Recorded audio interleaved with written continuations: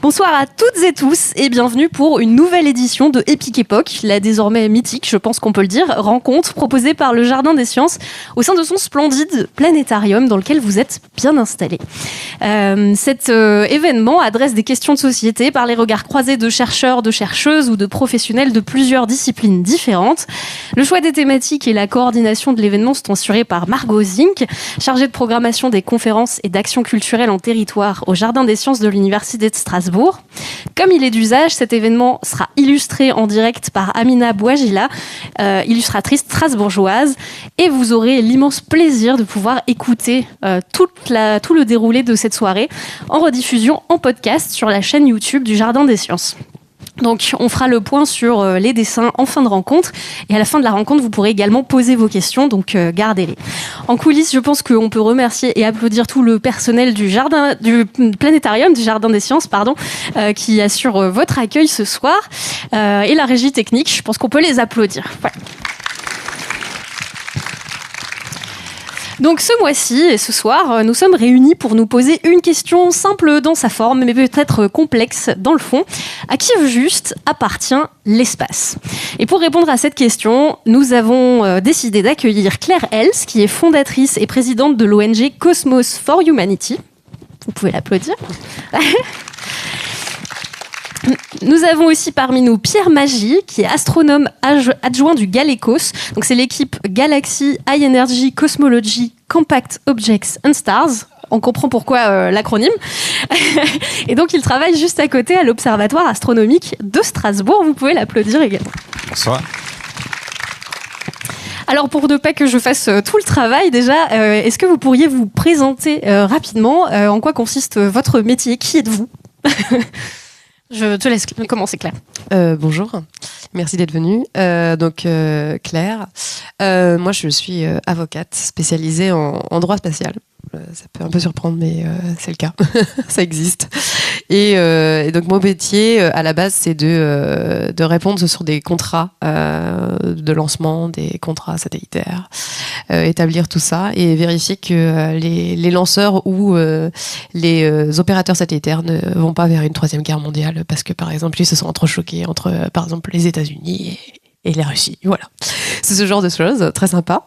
Et puis, à côté de ça, j'ai monté l'ONG Cosmos for Humanity qui a pour objectif de sensibiliser et de veiller à la durabilité spatiale, aussi bien dans l'espace que sur Terre, c'est-à-dire les répercussions de l'espace, mais sur notre Terre.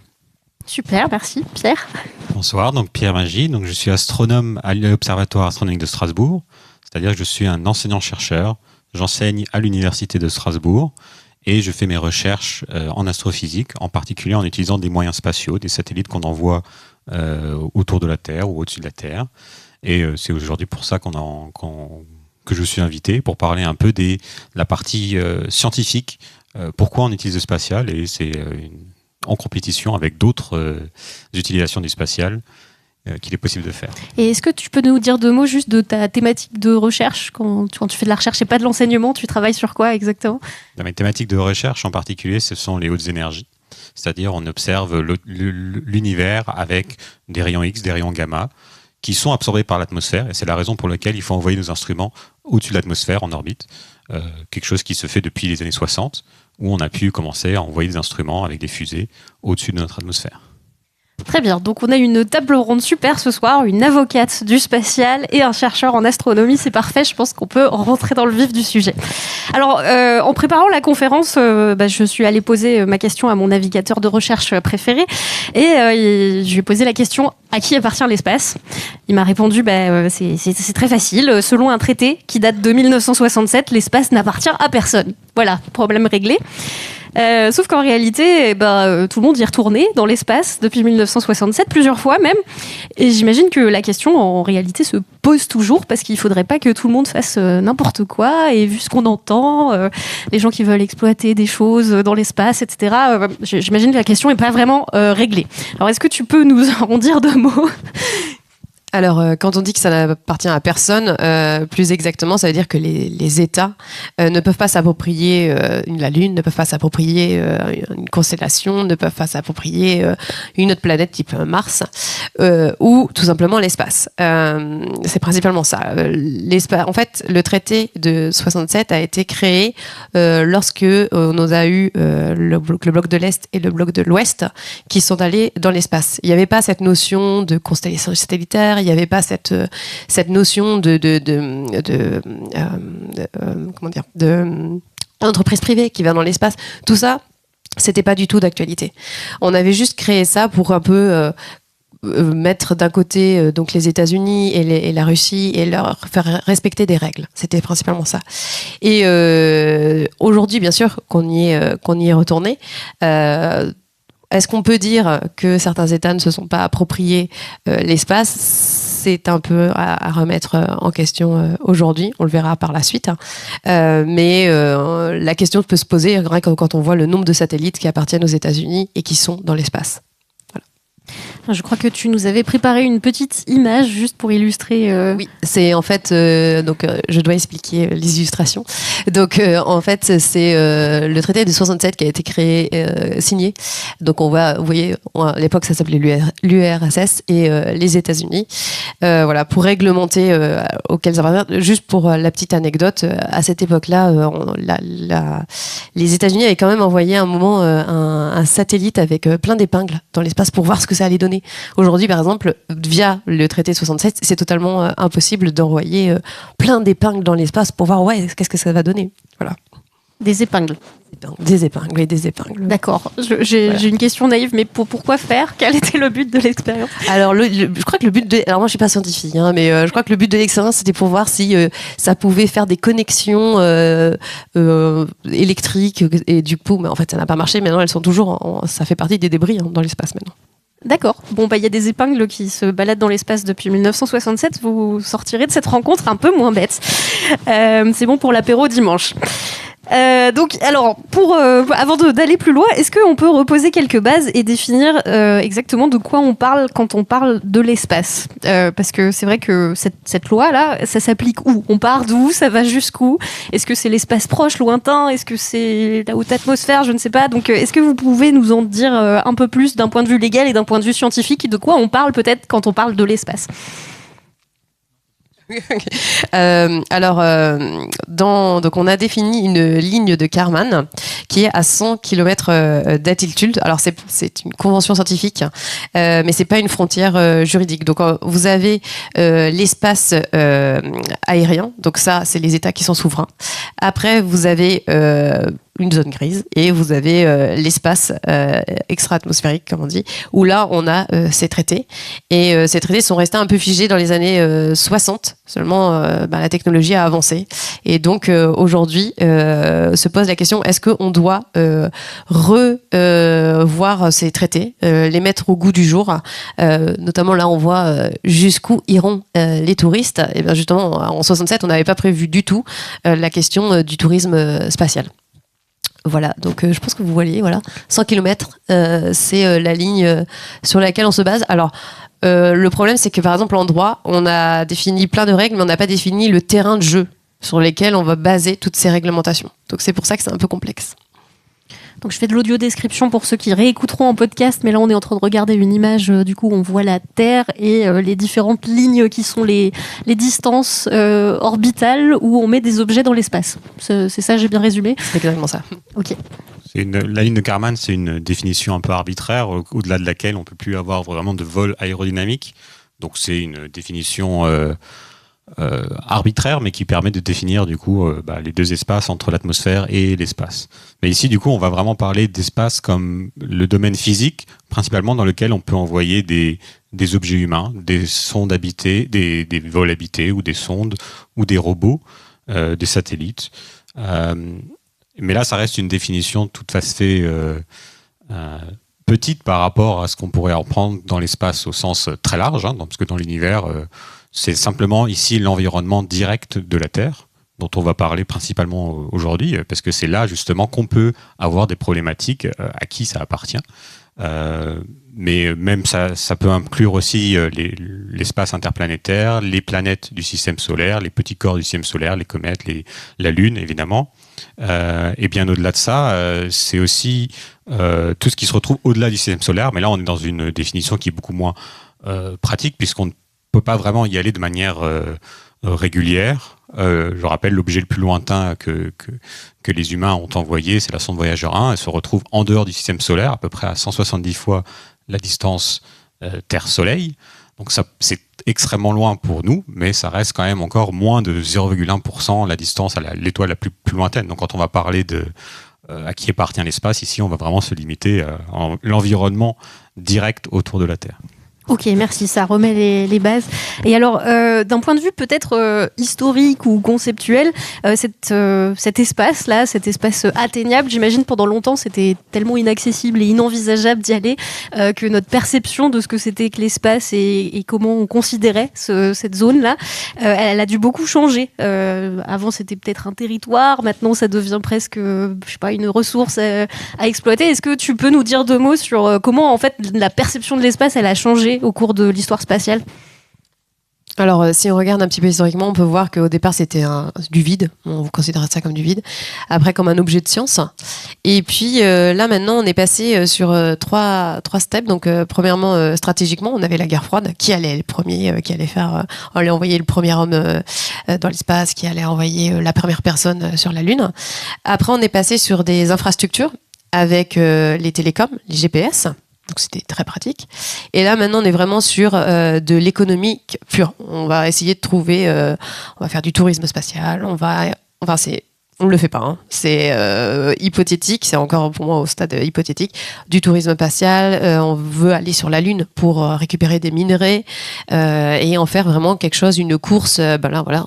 Ici, là, ce serait la Lune. C'est un projet qui a été fait où voilà, on essaierait de mettre des astronautes lunaires qui viendraient en fait récupérer des minerais et potentiellement pour le revendre après au niveau terrestre.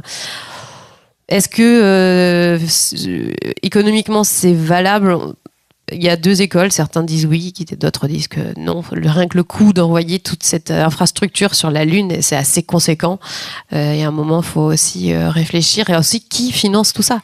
Et derrière, aujourd'hui, ce qui finance principalement toutes les missions spatiales, c'est les fonds publics. C'est pas du privé.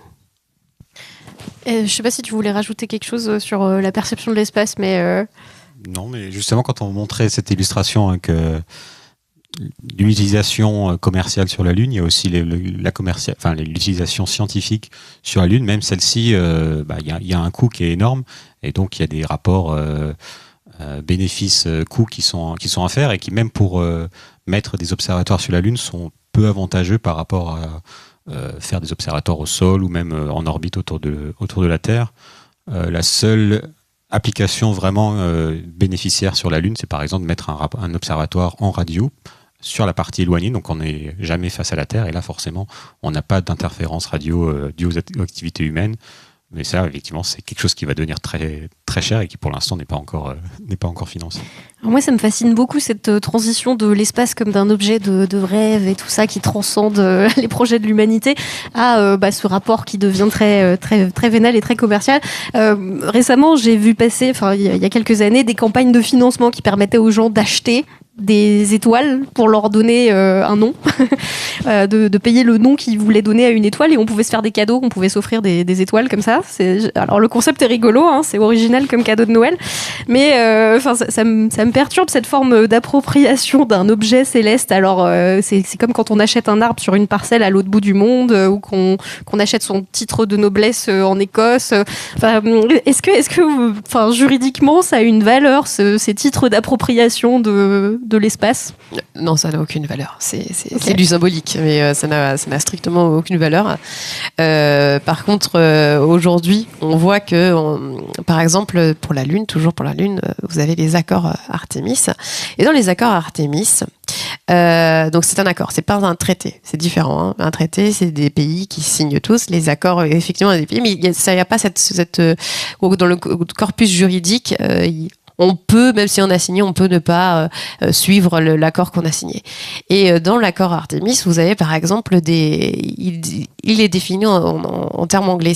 En fait, le problème que se pose dans le droit spatial, c'est que les termes anglais, les termes français ne veulent pas dire tous la même chose, et donc la problématique se pose là. Et donc il parle de sorte de détermination territoriale sur la Lune. Et donc, d'une certaine manière, il s'approprierait ces parties-là de la Lune.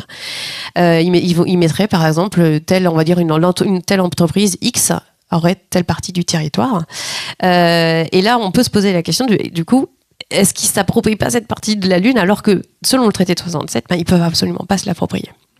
Donc, certaines parties, aujourd'hui, avec les accords Artemis, on pose la question est-ce que c'est valable ? Ok. Et concrètement, qu'est-ce qu'on peut acheter dans l'espace Alors, ce qu'on peut acheter dans l'espace aujourd'hui, vous avez des startups incroyables qui vous vendent des trucs incroyables. Ils vous vendent des voyages dans l'espace. Ils vous vendent des hôtels dans l'espace. On peut mettre l'autre image. Là, voilà, ça c'est un hôtel dans l'espace. C'est une super startup qui vous vend ça, avec la possibilité de faire votre petit séjour dedans. Bien évidemment, on ne voit pas du tout si faut que vous fassiez le même entraînement que Sofiane No. Ben, ça, on ne vous le dit pas. Mais par contre, on vous le vend et ça coûte très, très, très cher. Bien évidemment, je vous assure que c'est pour une certaine population. Nous, pauvres gueux, nous n'y avons pas accès. Donc, je vous préviens juste. Ça a l'air joli comme ça, mais bon, c'est pas pour nous. Chez nous, chez Cosmos, on aime bien dire aussi l'espace, c'est bien pour la recherche. Pour Katy Perry, un peu moins. Je pense que vous avez vu Katy Perry qui allait dans l'espace. C'était mignon, mais voilà. Elle a payé cher pour y aller. Donc voilà, ils vous vendent tout ça. Il y a des gens qui investissent, il y a des gens qui mettent des millions dans ça. Est-ce que c'est nécessaire ? Est-ce que c'est moralement bien ? Je ne sais pas. Ça fait cher pour une chambre qui ressemble à un hôtel Ibis sur l'image. Oui, clairement, oui. Bref. Et puis avec une grosse possibilité de mourir. Oui, on n'en parle pas assez. Et du coup, Pierre, pour les astronomes, est-ce que c'est sérieux ces titres de propriété ? Parce que si on nomme une étoile, j'imagine que ça pose un certain nombre de questions en termes scientifiques. Alors ça fait longtemps qu'on nomme plus vraiment des objets quand on les découvre. Ça, c'est dû au fait qu'on en découvre beaucoup. On en connaît déjà énormément. Donc aucun astronome sérieux ne donne du crédit à des titres de propriété pour une étoile. Déjà parce qu'on ne peut plus vraiment la nommer, on ne donne plus de noms. On en découvre beaucoup, on donne des noms de catalogue. Donc c'est ce qu'on appelle dans le milieu des numéros de téléphone, mais en fait ce sont des coordonnées spatiales qui du coup ont un intérêt de décrire où se trouve l'objet. Et par contre, rien ne vous empêche bien sûr de faire un petit diplôme pour vos amis, pour vos proches, en disant voici cette étoile, elle t'appartient. Par contre, ne donnez pas d'argent à des entreprises qui utilisent ça.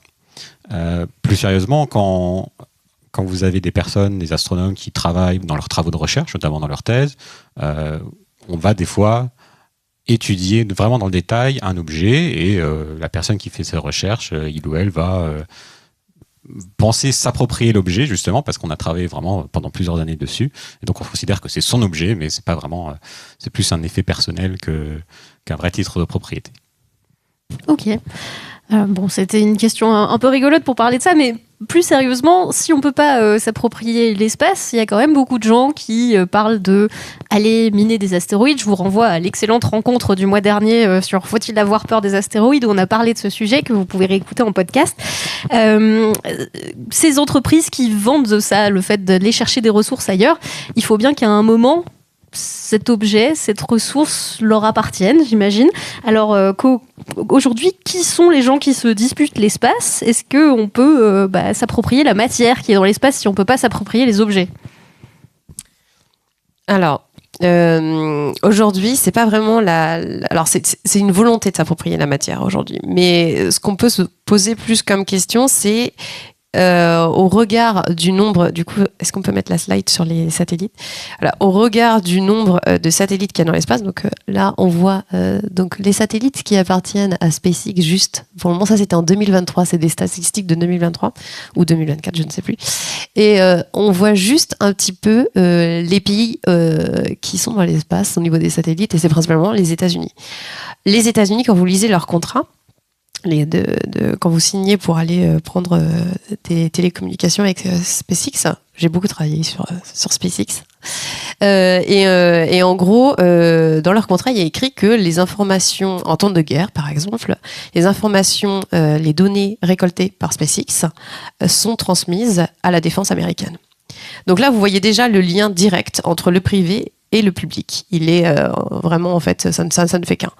Et les États-Unis, en fait, ils ont une façon de considérer l'espace, c'est de l'accaparement, de l'occuper, de l'exploiter et de venir dans quelques années vous dire mais écoutez, il y a tant de satellites qui appartiennent aux États-Unis, donc ça nous appartient, on fait ce qu'on veut. Et moi j'ai pu déjà entendre à des conférences même des astronautes qui sont pas du tout américains vous dire mais regardez, l'espace est aujourd'hui occupé par les États-Unis, donc ça leur appartient. Mais non, en fait, merci monsieur, mais non, ça ne leur appartient pas. Et on essaye un petit peu les autres pays de freiner cette conquête que veulent faire les États-Unis. La SpaceX a demandé une autorisation d'envoi d'1 million de satellites pour mettre des data centers. Ça n'a aucune espèce d'importance, ça ne marchera pas. Et c'est juste pour utiliser l'espace et demander encore plus de fonds publics. Parce qu'en fait, concrètement, SpaceX, comment ils font ? Ils ont leurs satellites qui est eux-mêmes envoyés par... les satellites, c'est Starlink. Ils sont envoyés par SpaceX. Système super vertueux, c'est celui qui envoie, qui achète les satellites, enfin génial. Et tout ça financé par les fonds publics américains. Voilà. Alors, je reviens juste sur le graphique, mais donc c'est un diagramme qui représente la proportion de satellites qui appartiennent à chaque pays. Et je pense que c'est impressionnant quand même. Visuellement, il y a plus de la moitié, voire les 3/4 presque, qui appartiennent aux États-Unis. Oui, c'est assez affolant. Juste pour la petite anecdote, au niveau militaire, comme vous avez beaucoup de satellites qui appartiennent aux États-Unis, comme les États-Unis sont nos alliés, du coup, la France demande souvent des images satellitaires. L'armée française demande des images satellitaires aux Américains. Les Américains, ils vous envoient les images qu'ils veulent bien vous envoyer. Quand ils sont avec l'armée. L'armée, de temps en temps, en française, il leur envoie des images qui en résolution, sont celles des années 80, 90, en leur disant, on pensait que vous n'aviez pas une super technologie, donc on vous envoie ce qui est à votre niveau, alors qu'ils savent très bien qu'on a une très bonne technologie, hein. Mais en fait, c'est pour montrer le pouvoir qu'ils ont dans l'espace. Et ils le savent très bien. Et aujourd'hui, si les États-Unis veulent plus qu'on ait de GPS, ils ont juste à faire off. Et c'est ça le problème, même pour les systèmes bancaires. Les systèmes bancaires sont basés avec les satellites, ils font off, on n'a plus rien. Ok. donc, un truc qui me choque aussi, moi je connais pas tous les noms qui sont écrits sous les proportions, là, Spire Global, tout ça. Est-ce qu'on peut juste décrypter un peu qu'est-ce qui appartient au gouvernement en proportion et qu'est-ce qui est de l'ordre du privé ou du commercial ? Alors, en fait, SpaceX, c'est Elon Musk. SpaceX, Elon Musk. Bon, in fine, on peut voir qu'en fait, SpaceX, il dit qu'il est privé, mais c'est des fonds, à 90%, c'est des fonds publics américains. Notre ami Kuiper Amazon, ça n'a toujours pas vu encore le jour, même si il a un super représentant juridique à l'ONU qui ne sert à rien, qui est présent à toutes les réunions, qui est contre le syndrome de Kessler, etc. Et ce cher monsieur, je sais pas ce qu'ils vont en faire, mais c'est Jeff Bezos, quoi. Donc voilà, on le connaît plus sur Blue Origin et le fait qu'il envoie des superstars dans l'espace. Et voilà, après Smart Technology, etc., c'est plus eux pour le coup vraiment du privé 100%. C'est SpaceX qui est problématique, qui n'est pas en fait du privé, c'est du public. Ok, donc SpaceX c'est 50% et finalement le gouvernement américain en proportion c'est pas grand-chose sur le disque. Ok. Alors, vu tout ça... Et OneWeb, là, on voit OneWeb satellite, c'est plus anglais, c'est français maintenant. D'accord. Voilà, c'est passé à la France. Très bien. On a acheté quelque chose. On a acheté quelque chose qui coûte très cher. Puisque maintenant, Eutelsat est en déficit. Ok. Donc, quand on voit ça, on comprend à quel point c'est important de se poser cette question de à qui appartient l'espace. Alors, actuellement, donc, qui sont les usagers ? On a vu des compagnies privées, les gouvernements. J'imagine qu'il y a une grande partie d'usage quand même pour la recherche. Comment on se partage l'espace dans le milieu de la recherche aussi ? Alors une autre manière de voir ça, c'est avec le graphique suivant aussi. Donc là on a aussi, donc ça c'est une image qui vient du rapport annuel de l'Agence spatiale européenne sur l'environnement spatial. et ça représente, en fonction du temps, le nombre d'objets, donc le nombre de lancements d'objets en orbite, dans toutes les orbites. En haut, en fonction de la source de financement, donc amateur, c'est un peu difficile à voir, civil, défense, donc défense, ça va être tout ce qui est les intelligences stratégiques, et ça domine tous les lancements qui sont faits jusqu'aux années 90 en fait. Et on voit forcément à partir des années 2000 le commercial qui arrive. Et là, ça va être principalement des objets de communication. Donc c'est dans le graphique du bas. C'est selon ce que font ces satellites. Donc il y a beaucoup de satellites de communication et d'imagerie pour la défense au début. Et récemment avec le GPS, la télévision, Internet, tous les satellites de communication. Et il y a aussi une partie science. Alors, si vous arrivez à voir, il y a deux vers. Donc moi, je n'arrive pas à trop voir les deux types de vers, mais la partie science est totalement presque invisible ici, parce qu'on a des lancements de l'ordre de 1000 lancements, 2000 lancements par tranche de temps ici. Et le nombre de lancements pour la science est vraiment peanuts, on n'arrive pas à voir dessus. Ça, c'est dû au fait que quand on fait de la science, en général, on a des grands consortiums de différents laboratoires, de différents pays, que ce soit côté NASA, côté Agence spatiale européenne, avec différentes collaborations aussi binationales, France, Europe, France, Allemagne, France, Chine, et d'autres collaborations internationales.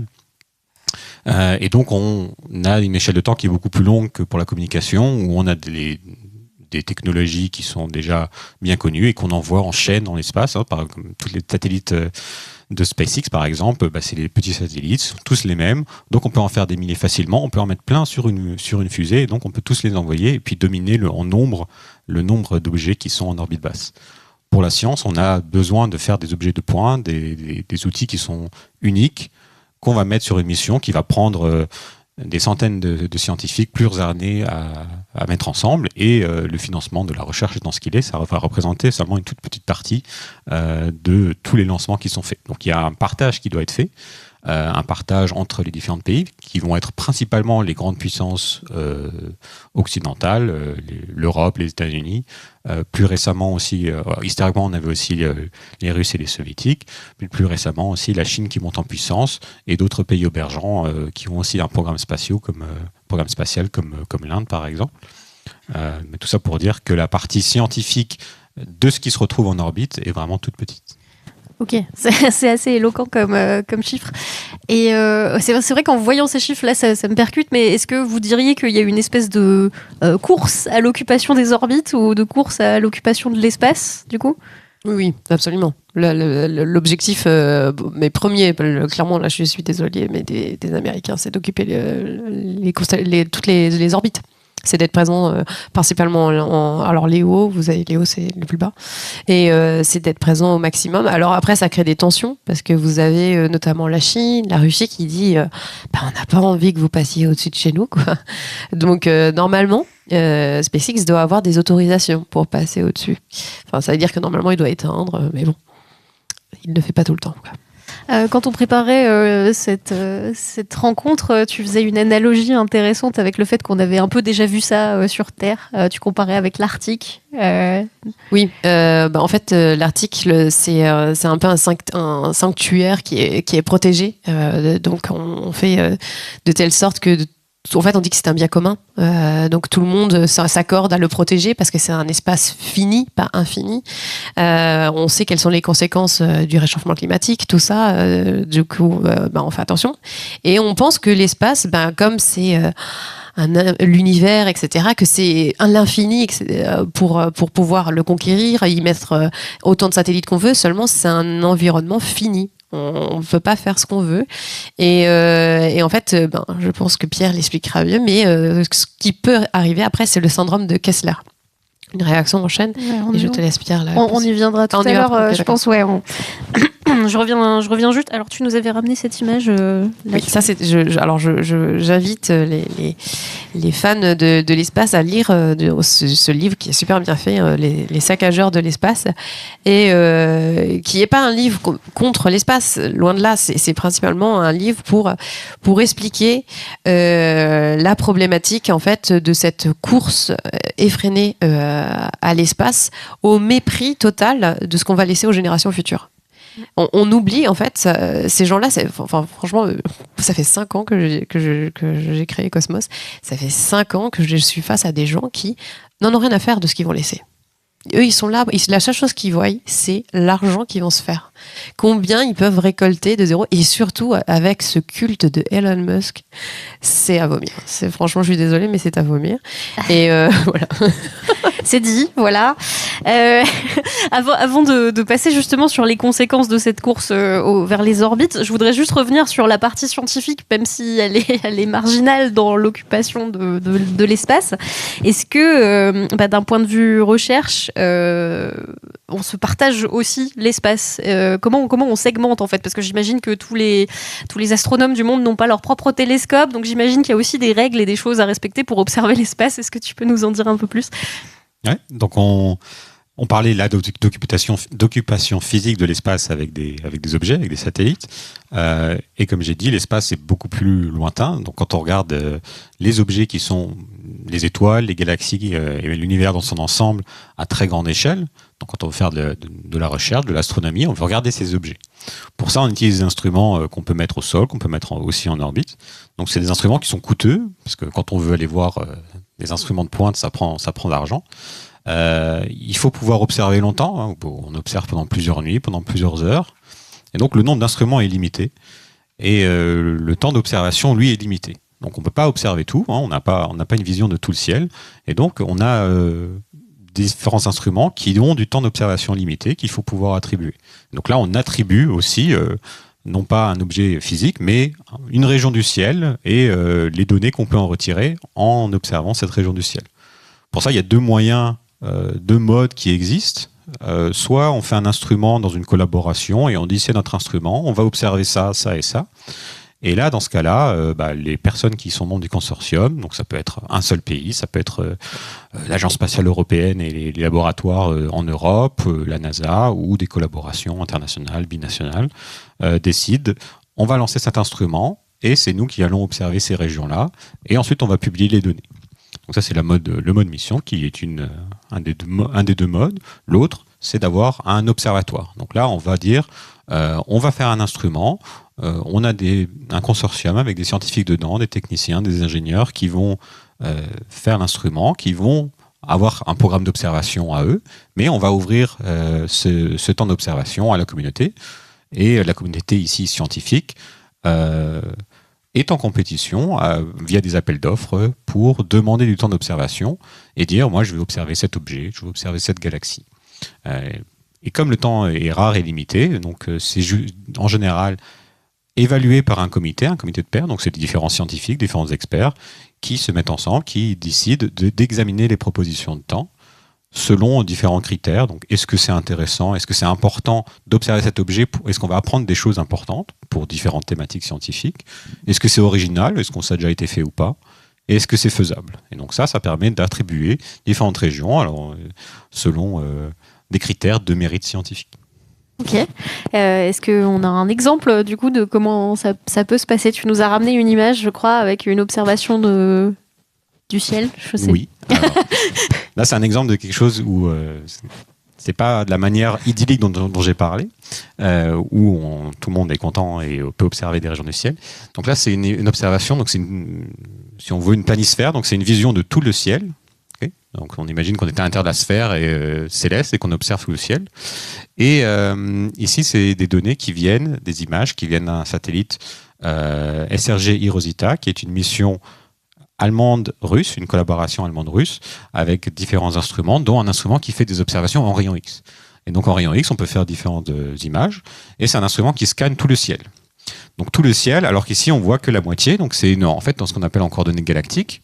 Donc si jamais vous avez l'occasion de venir au planétarium, vous avez des belles projections en différentes coordonnées, et ça c'est du coup au centre de cette image, c'est pointé vers le centre galactique, avec les pôles galactiques en haut et en bas. Et la partie ouest, puisque en coordonnées célestes, c'est inversé, la coordonnée ouest à droite ici, est une région où vous avez des images. Parce que cet instrument a fait toutes les régions du ciel, mais le consortium russo-allemand avait attribué les deux hémisphères est et ouest du ciel aux différents instituts d'Allemagne et de Russie, avec évidemment les Russes la partie Est. Hein. Et malheureusement, les Allemands avaient envisagé de publier ces données. Donc elles sont publiées. Ici, elles sont visualisées avec le visualisateur Aladdin qui est préparé à Strasbourg, qui est maintenu à Strasbourg. Et donc on peut voir toute la partie ouest du ciel avec ces données qui sont publiques. Et les scientifiques allemands ont pu publier des données sur ça. Et tout ça peut être utilisé par la communauté scientifique. La partie ouest, elle, est réservée à la communauté russe. Et la communauté russe a fait des études, a fait des publications sur ces données-là, mais elles ne sont pas pour l'instant publiées. Et à titre, qu'est-ce qui arrive maintenant aussi, depuis la guerre en Ukraine, c'est que les collaborations entre les pays européens, et en particulier entre l'Allemagne et la Russie, sont coupées. Et donc l'instrument a été mis en stand-by. Donc il a été lancé en 2018 et il a observé seulement jusqu'en 2022. Depuis, il est en mode safe mode. Et donc c'est dommage parce que l'instrument aurait pu continuer à observer jusqu'à maintenant. Donc là, il manque carrément les données d'une partie du ciel parce que un des membres du consortium n'a pas rendu public les datas. Ça, c'était même prévu à la base. Okay. On pensait peut-être qu'ils allaient donner les données les publier. Donc il y a des résultats qui sont sortis de la partie masquée du ciel, mais les données, elles, ne sont pas publiées. Ok. Bon, ça fait quand même un gros trou dans la raquette en termes d'observation. Alors, si on avance un peu, on parlait de qu'est-ce que ça a comme conséquence, justement, ces occupations de l'espace, plus ou moins conquérantes et tout. Peut-être qu'on peut parler un peu de la notion de pollution, parce que c'est plutôt admis de dire que voilà, l'activité spatiale, ça pollue, on en parle tout le temps, partout, ça émet du CO2. Alors, actuellement, est-ce qu'on peut considérer vraiment que l'espace est pollué et quelles sont les choses qui polluent concrètement l'espace? Alors quand on parle de pollution, on peut définir ça aussi comme un impact visible de l'activité humaine et si on aurait un observateur externe qui viendrait autour de la Terre, il pourrait voir forcément qu'il y a un nombre de débris, un nombre d'objets très important autour de la Terre. Donc là on avait vu un graphique sur la répartition entre différents pays et le nombre de chaque point représentait 10 satellites. Et donc en tout, en orbite à l'heure actuelle, il y a à peu près 7000 objets qui sont en orbite autour de la Terre et qui sont forcément visibles. Donc il y a énormément de satellites qui ont été lancés, beaucoup sont revenus et donc seulement une partie reste en orbite à l'heure actuelle. Mais on pourrait très bien voir cette activité humaine. Donc on peut parler effectivement de pollution. En tout cas pour l'orbite terrestre, l'orbite basse, l'orbite géostationnaire. Ça génère aussi forcément quand on fait des lancements de fusées, c'est une grosse émission de gaz à effet de serre qui est très important. Donc ça génère aussi de la pollution. Et ça laisse des objets qui sont pas forcément pérennes. Donc il y a une partie qui redescend, mais il y a une partie qui en reste aussi et ça génère des problèmes comme on va le voir. En termes juridiques, cette notion de pollution dans l'espace, est-ce qu'il y a des législations sur ça? Est-ce que c'est régulé? Alors justement, alors nous en France, on a une très bonne réglementation, c'est la LOS, loi orbite. Alors j'ai évité de le dire du coup parce que j'ai perdu mes mots, mais ça s'appelle la LOS en gros en réduction. Et donc c'est la meilleure réglementation qu'on a pour le moment en matière de pollution spatiale, où on demande aux opérateurs, aux lanceurs de minimiser le nombre de débris spatiaux. Ça, c'est plutôt pas mal. Nous, en fait, avec Cosmos, on plaide au niveau de l'ONU pour qu'on fasse vraiment quelque chose au niveau d'un traité, qu'on revoie un peu ce traité de 67 pour y inscrire vraiment la notion des débris spatiaux. En gros, pollueur-payeur, quoi. Vous avez pollué, vous allez récupérer vos débris, puisque maintenant on a des entreprises qui peuvent récupérer les débris dans l'espace et faire qu'ils redescendent dans l'atmosphère et brûlent dans l'atmosphère. Le problème, c'est qu'on a un autre souci maintenant, c'est que ces débris, une fois qu'ils brûlent dans l'atmosphère, l'atmosphère c'est ce qu'on respire, donc ça a des impacts sur notre atmosphère, sur la Terre, les océans, parce que beaucoup de satellites après ou même l'ISS a vocation à être envoyés dans le point c'est le point Nemo, ouais. et en fait, ça va polluer donc les océans, l'air qu'on respire. Et ça, il y a des études qui sont en cours, mais pas très très bien financées. Donc ça met beaucoup de temps à être analysé. J'ai pas bien entendu, vous parliez du point Nemo, c'est ça? Ouais, le point Nemo, c'est le point qui est le plus isolé sur Terre en termes de par rapport aux terres. Donc en fait, si vous regardez la Terre par le Pacifique, vous avez principalement de l'eau. Il y a beaucoup d'îles dedans. Par contre, il y a un point au Pacifique Sud qui est très éloigné de toutes les terres. Je crois que c'est à plus de 2700 km de chaque terre entre le Chili et la Nouvelle-Zélande. Donc là, il y a vraiment extrêmement peu de risques de pas tomber dans l'océan, et donc c'est ce qu'on vise quand on arrive à désorbiter des instruments avec une certaine imprécision due au fait qu'on va très vite, mais comme c'est un point très large sur Terre, on arrive à viser à peu près cette région. Mais par contre, on le laisse dans l'eau. On vient pas les récupérer avec un bateau. On laisse par exemple le satellite ou la vocation de l'ISS de le laisser dans l'eau. On va pas venir le récupérer. D'accord, en mode épave, quoi. Voilà, un jour, on pourra explorer l'épave de l'ISS dans la mer. Super. Ça va motiver des plongeurs.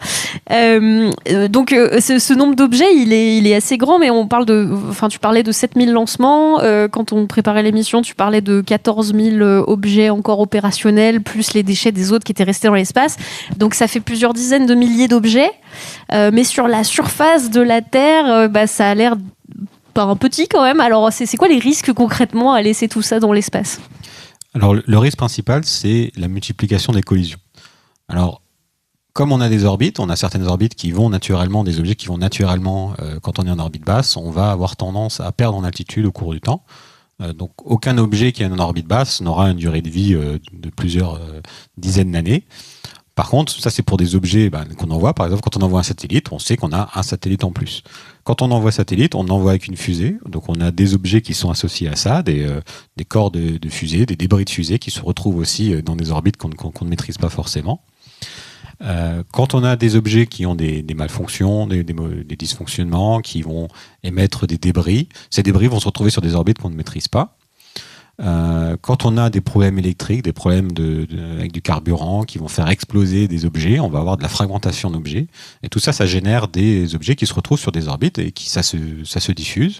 Je pense qu'on peut montrer peut-être une simulation justement de ce qui se passe quand on a une collision. Ça, c'est une vidéo qui est préparée par l'Agence spatiale européenne sur comment après une collision vont se diffuser différents fragments d'un objet autour de son orbite. Et donc au début on a un nuage de débris, donc c'est tous ces points orange, et puis ils sont en orbite. Chaque point a des orbites un petit peu différentes. Il est soumis à la traînée qu'on a dans l'atmosphère haute. Donc il y a toujours un peu une partie de l'atmosphère qui nominalement s'étend à l'infini. Donc il y a une petite traînée aérodynamique qui arrive, et donc ça va les freiner. On va avoir différentes partie où si jamais on se retrouve sur cette trajectoire, on condamne un peu cette orbite. Donc ici, les échelles sont un peu trompeuses, c'est parce qu'effectivement, l'orbite est extrêmement grande, donc la densité d'objets au kilomètre cube est petite, mais même des petits objets peuvent être dangereux, parce qu'on a des vitesses en orbite qui sont très rapides, donc on a une très forte énergie même pour des tout petits objets. Et quand vous avez des petits objets qui rentrent en collision avec d'autres objets, vous refaites une fragmentation, et puis vous refaites une fragmentation. Et donc, on peut suivre depuis la Terre, donc on suit les gros objets qui posent des dangers, notamment quand ça peut croiser l'orbite de la Station spatiale internationale, on peut avoir une vision à quelques heures, à quelques jours, pour pouvoir changer d'altitude, pour pouvoir éviter les gros objets qu'on peut suivre. Des objets plus petits, on peut continuer à les suivre, mais des objets encore plus petits, de l'ordre du centimètre, du millimètre, on arrive seulement à estimer un peu leur trajectoire, où ils se trouvent. Et tout ça, c'est des dangers qui sont importants. Et donc, il est virtuellement possible d'arriver à un moment où, statistiquement, c'est impossible de lancer un truc sans qu'il y ait une collision dans l'espace. Exactement. Et ça, c'est pour bientôt à ce rythme-là ou Alors, pour la petite anecdote, je crois que la Commission européenne avait fait un calcul avec ses scientifiques et eux, ils en étaient à faut qu'on agisse vite parce que dans les 10 ans, ça peut arriver. Ah oui, bon, ça va aller vite. Et comme c'est effectivement une multiplication, c'est-à-dire que quand vous avez un objet qui engendre une fragmentation par une collision, ça fait différents objets qui peuvent générer des collisions, Donc là, il y a un effet exponentiel, un effet multiplicatif. Et en fait, selon certaines personnes, ce qu'on appelle justement ce syndrome de Kessler, c'est-à-dire la multiplication exponentielle du nombre d'objets qui peuvent générer des collisions et donc qui peuvent fermer différentes orbites, a déjà commencé, puisque c'est simplement qu'on ait juste un nombre de collisions pour l'instant qu'on peut maîtriser. mais on génère encore de plus en plus, justement, à chaque lancement d'orbite, on met des débris. Donc il y a des efforts de mitigation qui sont faits et qui sont justement obligatoires pour la plupart des satellites qu'on lance. Donc c'est d'éviter justement les fragmentations, les collisions intentionnelles. Donc il y a eu des collisions qui ont été faites pour tester justement est-ce qu'on peut envoyer un missile pour détruire un satellite. Donc ça c'est fait par l'armée, par exemple l'armée chinoise dans les années 2000. Elle a testé d'envoyer un missile sur un satellite, ça a généré plusieurs milliers de fragments macroscopiques qui sont visibles. Depuis c'est interdit justement parce que même pour une puissance qui voudrait faire la guerre spatiale, si jamais vous envoyez un missile sur un autre satellite, que ça va faire d'autres débris qui peuvent vous-même détruire vos propres satellites, c'est forcément quelque chose qui n'est pas souhaitable et qui n'est pas stratégiquement faisable. Donc ça devient je crois pas que ça a été fait depuis d'essayer de détruire des satellites de manière intentionnelle. Par contre, il peut y avoir des destructions de satellites accidentelles.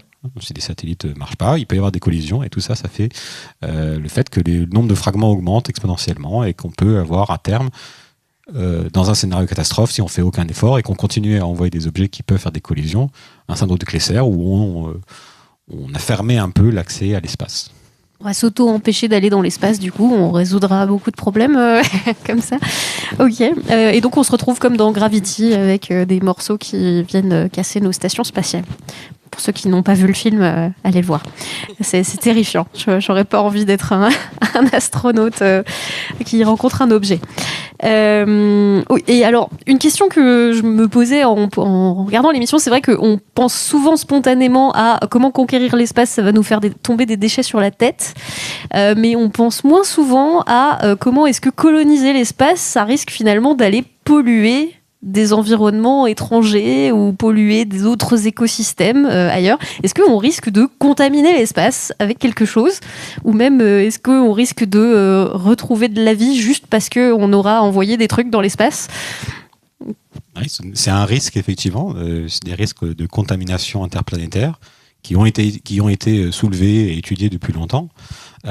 Parce qu'il y a des précédents sur Terre, c'est-à-dire que quand on a des formes de vie qui ne sont pas habituées à un autre environnement, elles peuvent se retrouver dans un environnement où il n'y a pas de prédateurs, où il n'y a pas de choses qui les empêchent de se multiplier. Donc ça peut être par exemple des formes de vie microscopiques. Quand on a l'échange colombien, on envoie vers le Nouveau Monde des virus, des bactéries dont les populations qui étaient présentes là-bas n'ont pas été exposées et ont été fortement affectées et détruites par ça en fait. Mais ça peut être même d'envoyer des espèces de vie invasives quand on envoie des animaux terrestres en Australie sur une île dont ils n'ont pas de prédateurs, ou quand on a maintenant avec la globalisation tous les bateaux qui transportent dans leur cuve et sur leur coque des objets, des animaux marins qui se retrouvent dans d'autres mers sur lesquelles elles commencent à devenir invasives. Et par analogie avec ça, si on envoie justement des formes de vie de la Terre vers d'autres corps, c'est un risque de faire une contamination. Alors c'est un risque surtout quand on veut justement, de manière scientifique, étudier la présence de formes de vie sur d'autres corps. Il faut s'assurer que ce n'est pas des formes de vie que nous-mêmes nous avons apportées. Donc il y a un effort de stérilisation fort qui est fait sur toutes les missions, sur toutes les sondes qui sont envoyées.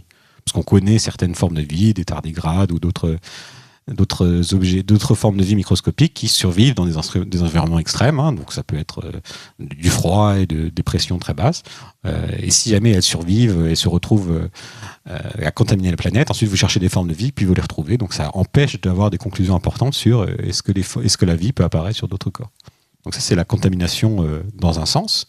Dans l'autre sens, c'est aussi une problématique, c'est-à-dire quand on ramène des objets, est-ce qu'on ramène pas des formes de vie dangereuses. Donc il y a de la stérilisation, de la quarantaine à faire quand on ramène des échantillons d'autres corps.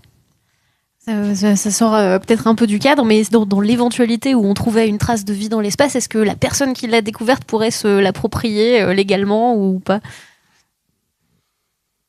Alors non. Parce que c'est la même chose. Enfin, sauf si, alors légalement là comme ça, non. Après, si on regarde toujours, et je suis désolée, vous allez dire que j'en rajoute des couches sur Elon Musk, mais si vous regardez, il a fait une super série sur Netflix sur ce qu'il veut faire sur Mars, Elon Musk, et lui, il part du principe que s'il va sur Mars, ça sera pas les lois de la Terre. Il a dit nouvelle colonie, nouvelle planète, on fait les nouvelles lois et ça sera mes lois. Voilà, donc c'est pas légal, mais il peut toujours tester. Mais il n'y a pas encore de police sur Mars. Voilà, c'est ça. Ok. Peut-être des questions plus personnelles maintenant. Vous, à vos titres personnels, en tant qu'avocate, défenseuse du droit spatial, en tant que chercheur, est-ce que vous pensez que l'espace doit absolument rester un bien commun et en quoi ça doit rester un bien commun ? En tant que chercheur, oui, je pense que l'espace est un bien commun. C'est quelque chose qu'on observe, dans lequel on peut apprendre énormément de choses qui nous sont à notre propre bénéfice, même si on ne voit pas forcément toujours l'avantage à long terme de la science fondamentale. Il faut toujours rappeler que quelque chose qui ne sert pas forcément maintenant pourra servir extrêmement pour des problématiques futures.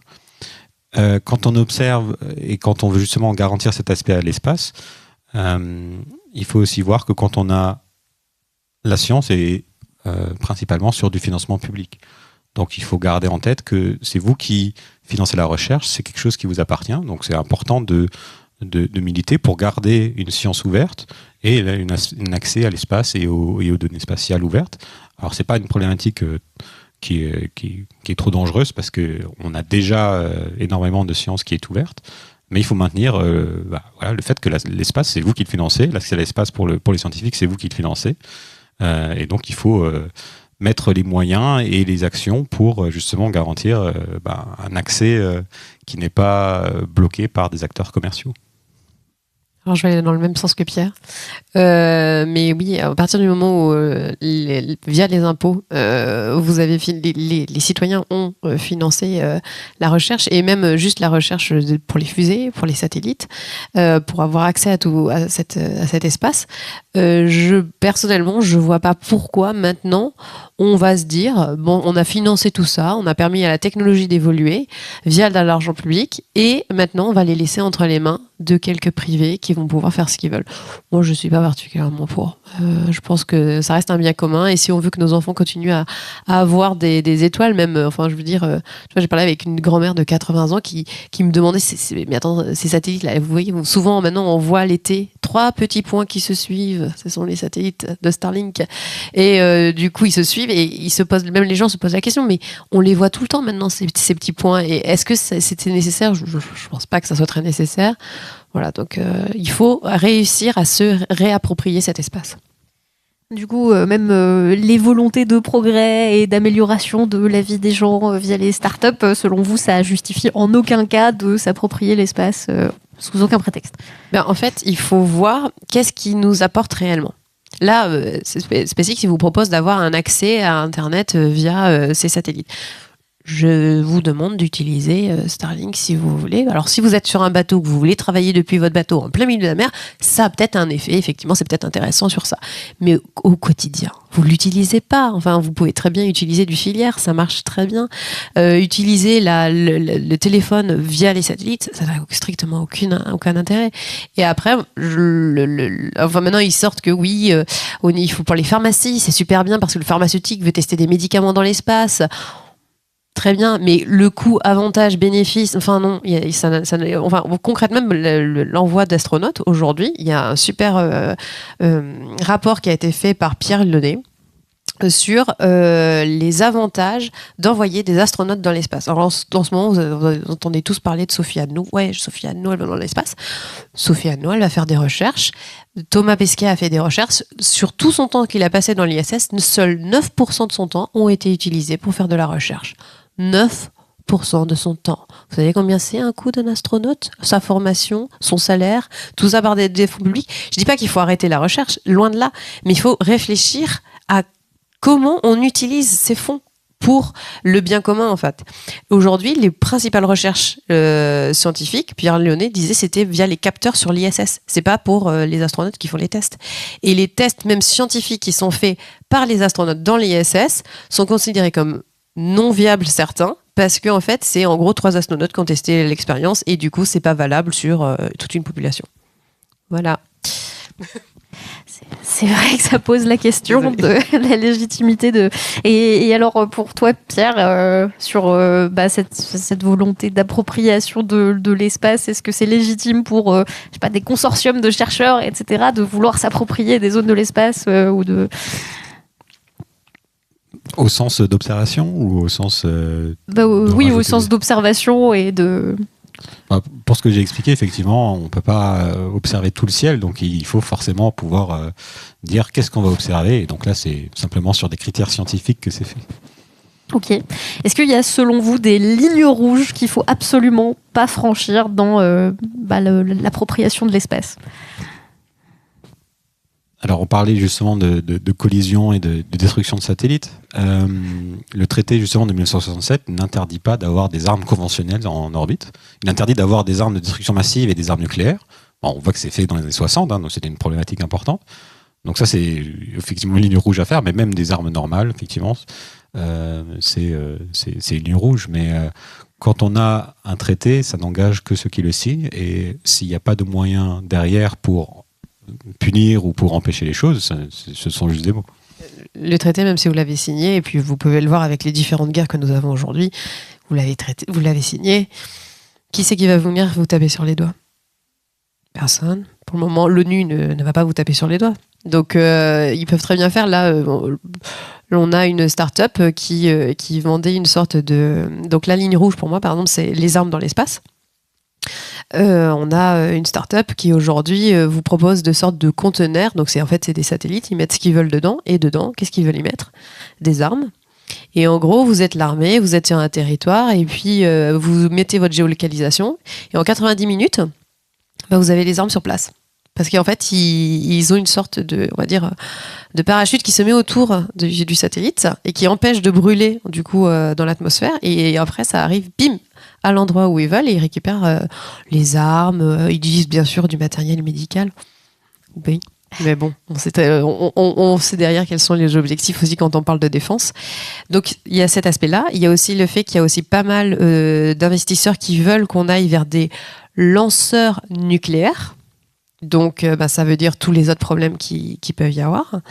Et moi, principalement, c'est pas ma spécialité, c'est quand même pas tout ce qui est défense, mais avec Cosmos, nous, on essaye de faire que la durabilité soit pas mis en deçà des intérêts de défense. Parce que beaucoup de gens nous disent oui, mais pour la défense de notre pays, c'est important. Oui. Mais ça, c'est parce qu'en fait, les gens ne travaillent pas avec la défense. Moi, je travaille avec l'armée. Tout le monde me dit waouh, comment ça, la défense travaille avec l'armée ?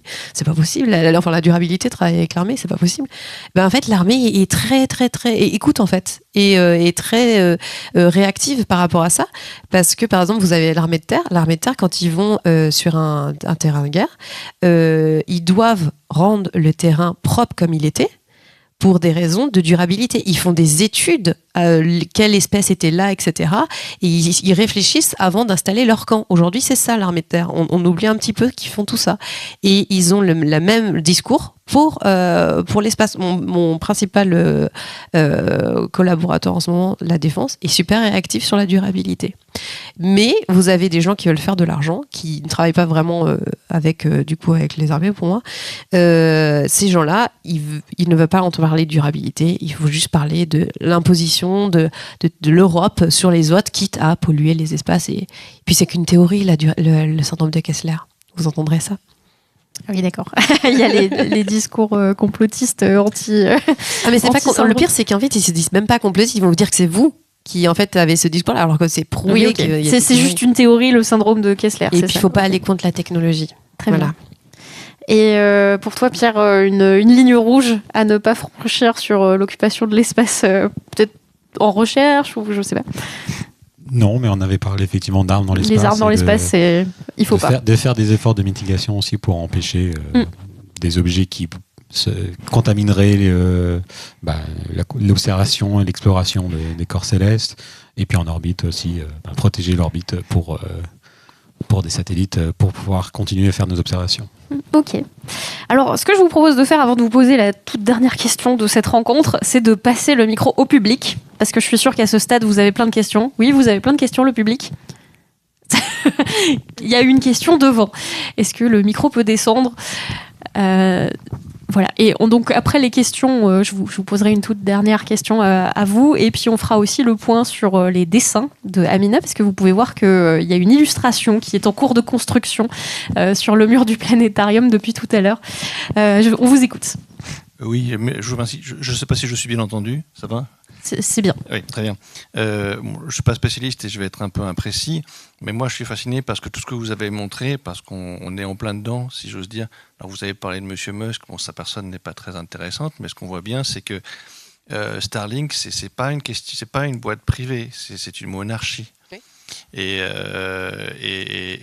on n'est pas dans le libéralisme. Si le libéralisme, ça veut dire qu'il y a d'un côté le public et de l'autre le privé, qu'on dise que le public c'est mal ou peu importe, puisque finalement M. Musk ou ses semblables n'ont rien contre l'argent public quand ils deviennent tout de suite son argent à lui. Donc il n'y a plus non plus de distinction public-privé dans la mesure où on est les amis de M. Musk rentrent dans nos vies comme l'espionnage de l'Allemagne de l'Est n'a jamais réussi à le faire.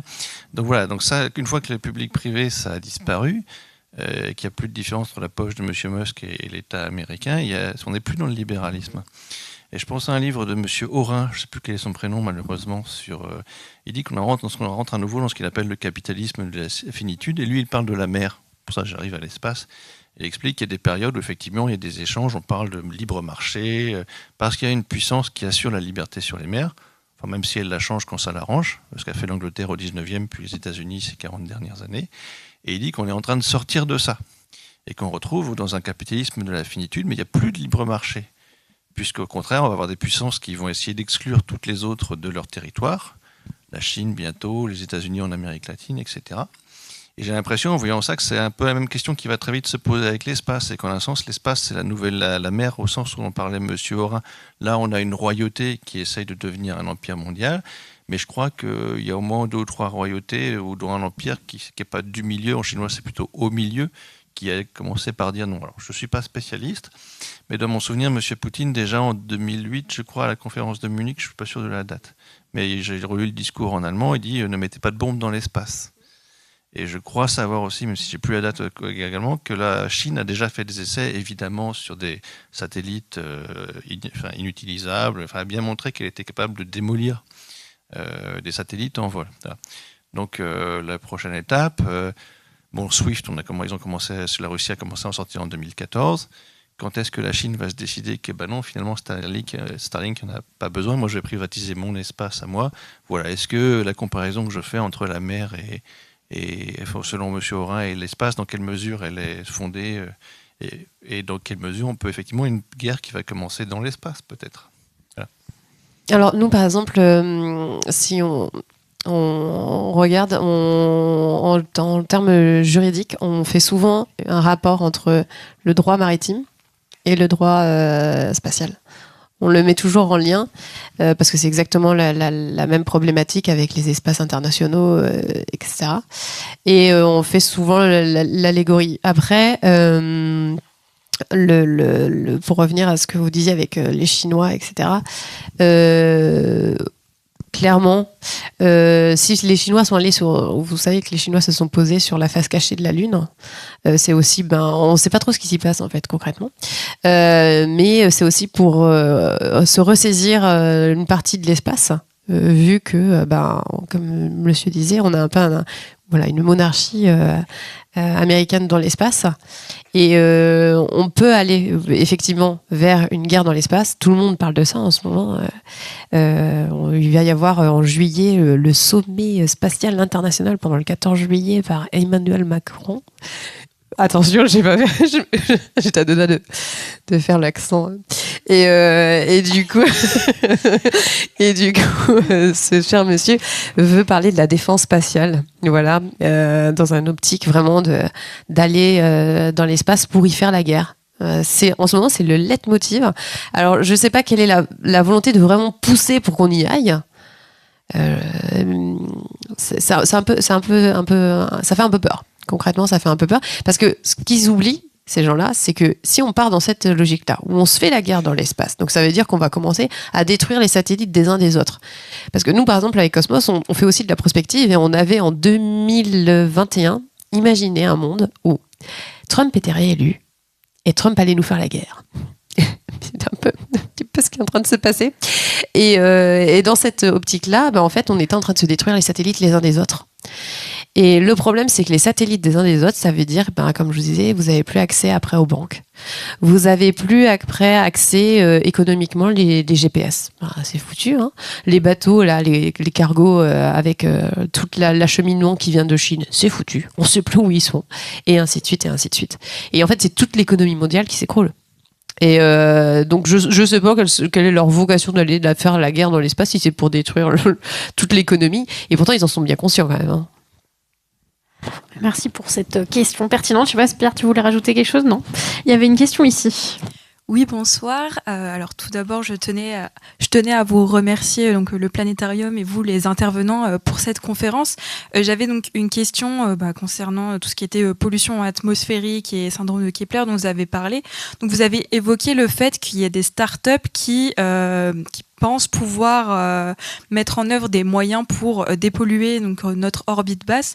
Alors je me posais la question de la faisabilité de ce genre de choses, donc d'un point de vue légal, diplomatique et scientifique, parce que si je vous pose la question, c'est parce qu'il y a quelques années, 3 ans je crois, à l'université, on en avait un peu discuté avec un intervenant de l'armée de l'air et de l'espace qui nous disait que même si eux, ça les fait grincer des dents aussi, la potentiel destructeur de ces débris sur leur matériel, eux, ce qu'ils craignent aussi, c'est que quelqu'un mette en place ce type de système, parce qu'ils me disent, si quelqu'un est capable de dépolluer ses déchets, ça implique aussi qu'il puisse potentiellement mettre hors d'état les satellites d'absolument tout le monde, et que du coup, là, pour le moment, tout le monde se mettait en stand-by là-dessus, parce que ça avait des implications militaires et diplomatiques trop importantes. Donc, je ne sais pas si vous aviez peut-être des éléments supplémentaires là-dessus.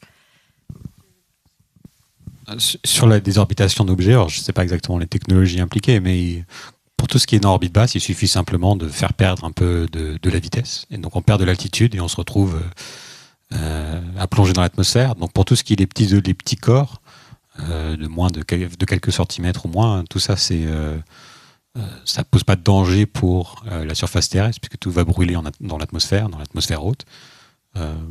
Pour le reste. Pour les startups, en fait, on a en ce moment, on a ClearSpace en Suisse, qui est plus vraiment suisse parce qu'en fait, ils sont financés par les Anglais. On a Astroscale qui est américano-japonais. Et on a en France, à Toulouse, CT Ingénierie qui propose une sorte de... En fait, vous avez donc votre satellite, ils y mettent une sorte de filet ultra compacté qui après se déploie et qui récupérait les petits débris. Bien sûr, vous pouvez récupérer aussi autre chose si vous avez envie. Et pour ClearSpace, c'est un bras qui vient. Coût de la mission avec l'ESA, et ça n'a toujours pas eu lieu, c'est toujours pas allé dans l'espace, 80 millions. Moi, à l'époque, je travaillais à l'ESA et je travaillais justement en partie pour qui allait être choisi. 80 millions, c'est ce qu'ils ont rajouté, hein. On en est aujourd'hui à 80 millions. Et vous avez aussi Astroscale. Donc Astroscale, c'est pareil, c'est un peu le même système que ClearSpace. Ils peuvent même vous rajouter ils vous proposent de vous rajouter de l'essence, du fuel dans le satellite pour qu'il puisse bouger. Ce qui est très marrant et que j'ai découvert il n'y a pas longtemps. Astroscale, j'étais à fond derrière eux. Ils ont vraiment fait une prouesse où ils ont même montré dans l'espace comment ils arrivaient à se rapprocher d'un satellite pour pouvoir faire une manipulation et tout.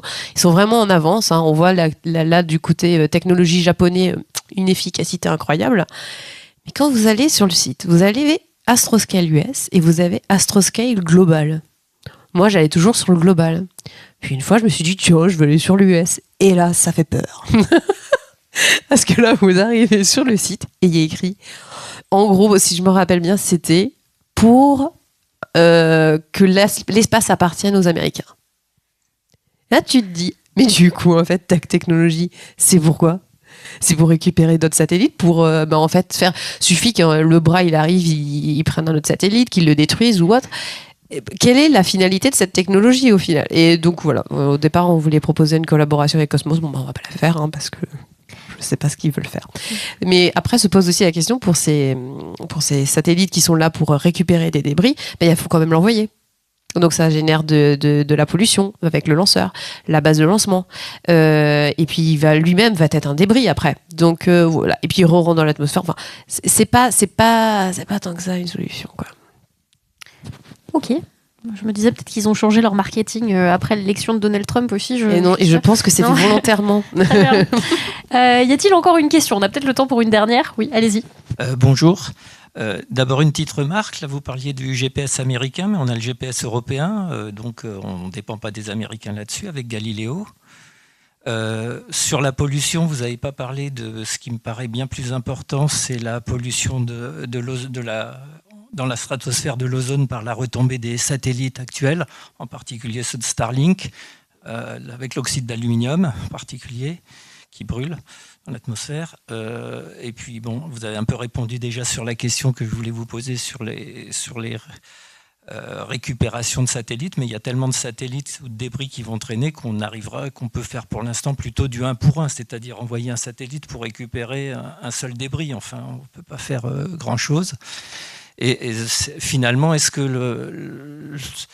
le syndrome de Kessler, c'est pas ce qui va entre guillemets arranger les choses en empêchant les Américains en particulier de s'approprier l'espace, en empêchant tout le monde d'utiliser l'espace pendant quelques dizaines d'années si on a un syndrome de Kessler à 500 km d'altitude?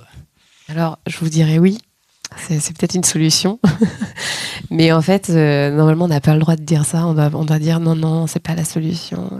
Mais pour ce que vous disiez, les pollutions des re-rentrées dans l'atmosphère, nous, par exemple, avec Cosmos, on a créé, avec l'Agence spatiale française, un Autospace Footprint. Donc, on calcule pour les satellites, pour les lanceurs, leur empreinte extra-atmosphérique, c'est y compris les re-rentrées dans l'atmosphère des débris, des satellites, des coiffes, des lanceurs, et on le prend en compte.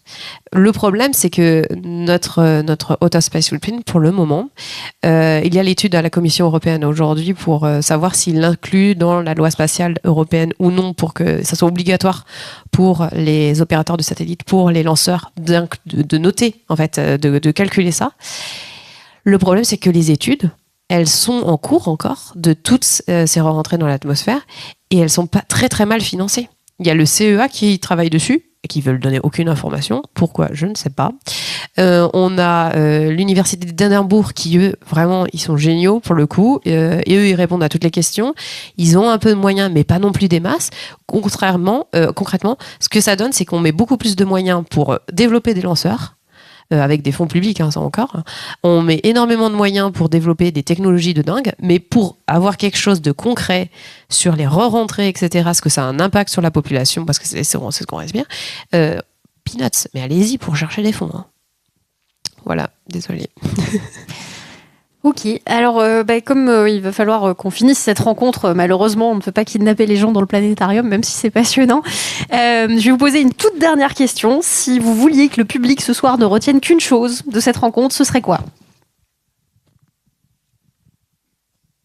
Moi, je rappellerai que, comme j'ai dit, la recherche, particulièrement publique, donc engagez-vous ou renseignez-vous sur ce que proposent justement les politiques publiques, pas que dans le spatial, mais aussi pour la recherche en général. J'adore quand tu dis engagez-vous. Moi, je vous propose d'être Cosmos Rangers. C'est tout à fait gratuit, je précise. En fait, nous, on a une communauté de Cosmos Rangers et souvent, on les sollicite, on leur demande quel est leur avis, etc. Et comme on est le relais, on est considéré comme le représentant de la société civile auprès des Nations Unies, mais aussi auprès de la Commission européenne, et souvent on fait des rapports. On leur dit quelle est l'opinion des Cosmos Rangers. Et de temps en temps, ça pèse dans l'échiquier. Donc voilà, devenez Cosmos Rangers. Et réfléchissez à l'espace vous aussi pour le futur des prochaines générations.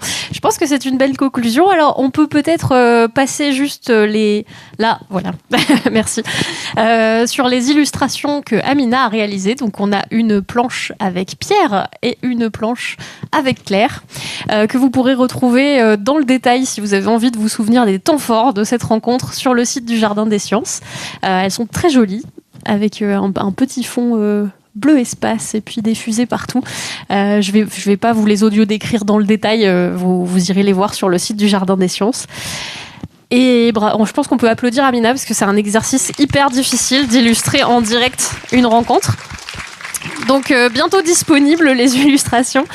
Et on arrive à la fin. Je vais quand même, avant de vous quitter, vous parler de la prochaine rencontre. Si celle-ci vous a plu, vous pouvez revenir le jeudi 5 mars pour la prochaine édition d'Epic Époque. Et la question qu'on se posera, c'est connaissons-nous vraiment mieux l'espace que les fonds marins? Ça devrait plaire à certaines personnes qui ont posé des questions dans la salle ce soir.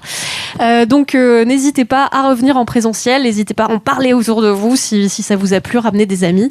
Remplissez ce planétarium pour les rencontres Epic Époque. Je vous précise aussi que en ce moment le Jardin des Sciences est dans un cycle événementiel autour des astéroïdes, donc n'hésitez pas à aller voir ce qu'il propose. Il y a des ateliers, des activités, des conférences, des projections sur les astéroïdes, et cette rencontre fait partie du coup de ce cycle autour des astéroïdes. Donc voilà, tout un tas d'activités que vous pourrez rencontrer. Merci beaucoup d'avoir été là ce soir. Merci à nos intervenants de ce soir d'avoir répondu à la question. Et puis on se retrouve la prochaine fois.